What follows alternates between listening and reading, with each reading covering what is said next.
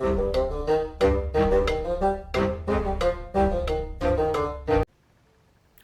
and welcome to the Critically Clueless. I'm Monk, and today we are doing a video on Tortuga, a pirate's tale. Now, this video is all about factions and why I believe it's a very good idea to build up a relationship with different factions. The main reason this is such a good idea is because it will enhance the ports that you go to, meaning you're going to be able to equip and buy bigger and better gear for your ships. Of course, ships with bigger and better gear are going to be more powerful, and therefore you're going to find those sea battles a little bit easier, as well as a few other little perks as well, like for instance being able to recruit a certain fearsome pirate. Now, there are 4 nations within this game for you to build a relationship with. There is England, the Netherlands, Spain, and France. And from my experience, it doesn't matter which faction you pick, you get the same gear from the ports as you upgrade.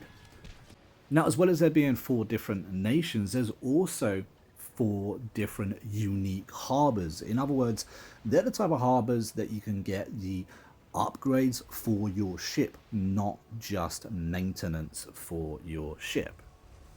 And if you go to your map and use the direction pad to ship to Harbour Master, you'll see where those unique ports are.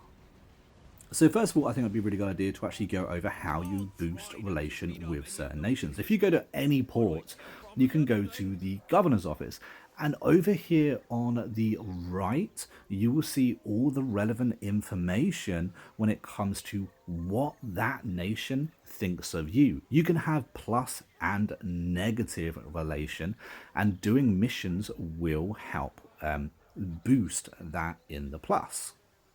Actually becoming in the plus favor of any nation will actually reduce the different prices in the stores as well. So keep that in mind. That is a nice little bonus. Now, there are various different missions you can do. In my experience, goods are the absolute easiest mission to do, because all you have to do is return to to that mission with whatever goods they require. You can go from 1 star all the way up to 4 to 5 stars, and the rewards are quite often pretty good. You get gold, you get experience, and of course you get that boosted relation. With the goods missions, you also don't need to do a single battle, meaning they are quite often the quickest way to do it. A really good way to do is to run around to all the different ports, collect all the different goods missions, and then one by one tick them off. Personally, I found it the easiest and fastest way to level up. But hey, you want to do a protection detail, you can go ahead and do that. Protection literally just means you lead one ship to another port, and at the end there's usually a battle. Another nice little perk when it comes to leveling a relation of a nation is you actually unlock different skins for your ships. First up, we have the Marine Shop. In Tier 1, we're going to have access to the water pump, which means we're able to take more damage without losing mobility. Next up, we have nets, which basically enables your ships to fish for water, meaning they go through their stores of food a little bit slower. Then we have hammocks, which boost the maximum crew capacity of a ship, meaning you can have more crew. Then you have handguns, which is really great for boosting the strength when boarding. And then rails, which stops your crew dying as fast under bombardment. In number 2, if you get to the 2nd rank, that is, you get the water pump 2, nets 2, hammock 2, handguns 2, and rails 2.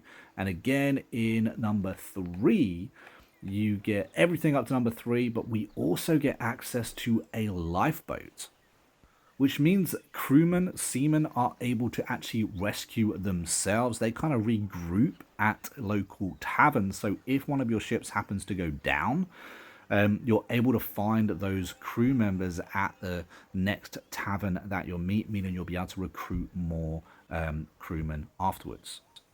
Up next, we have the cannon caster or the armory. Now, what's important to note here is that upgrading your relation is not going to get you any better main cannons. What it does do is it will enable you to have the light mortar and the swill gun. As you level up to level 3 here, you get the heavy mortar and the swill gun once again. Now, these are fantastic to have and absolutely needed. The mortar, if you have your fleets kitted out with mortars, you are able to absolutely devastate enemy fleets.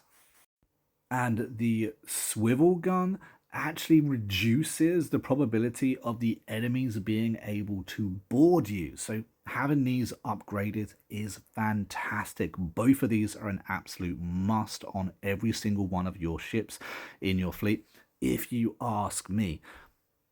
All the other things help out, but these two things alone can make the huge difference when it comes to battle. So don't underestimate the mortars at the beginning level ones. They ain't that strong. As you level them up, they're devastating. Now, next up, we have the pirate shop.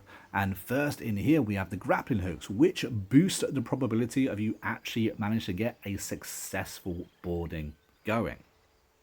After that, we have good old armor plating. Armor plating boosts your armor. The better tier, the absolute better. This is a must as well. Really helps strengthen your ship. Then we have the fireboat. Now, this thing is sent to attack enemy ships. And what it actually does is it will attack the hull damage of the ship you send it at. These are really good, actually. I overlooked them, but they're definitely worth it.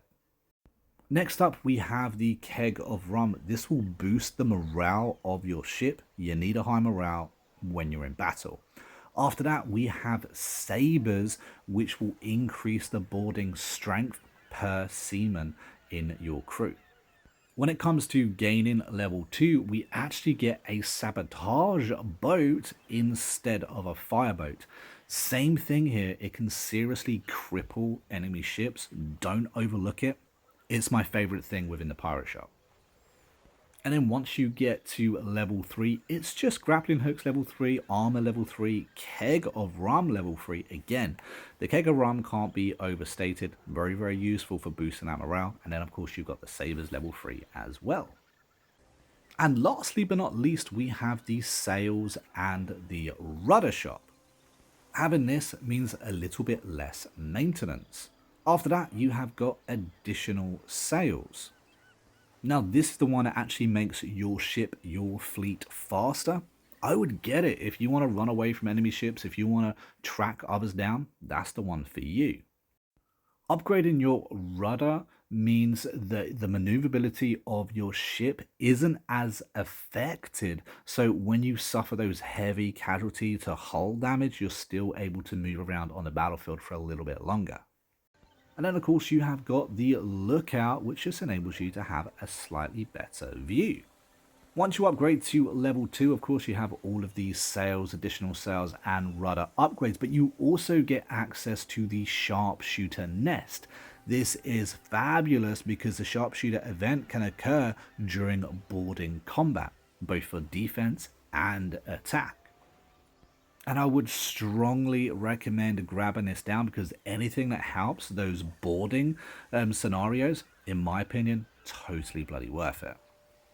And at level 3, you actually unlock the artillery lookout, which means that your ship's cannons have a higher probability of actually hitting.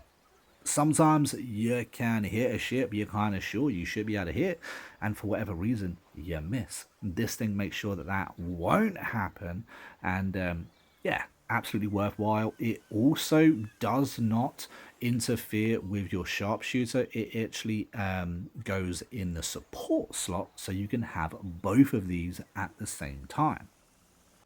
And that about wraps up the 4 different shops that improving your relation with One Nation actually has to offer. As you can see, there's some pretty decent upgrades you can have here. All of them are going to help in some way. Let me know down in the comments your favorite go-to modification on your ship. For me, it might be the sharpshooter, but it's probably got to be the mortar. You cannot beat it. That is an absolute must. If you've enjoyed this video, don't forget to hit that like button and subscribe to the channel. We also have an active and growing Discord, so if you want to join, chat about this game or whatever it is you happen to be playing at the moment, the link for that is down in the description. But I've been a monk, we've been Critically Clueless, and I will see you in the next video real soon. And don't forget, if you've got any questions, comment down below. I'll do my best to get back at you as soon as possible. Until next time though, happy gaming.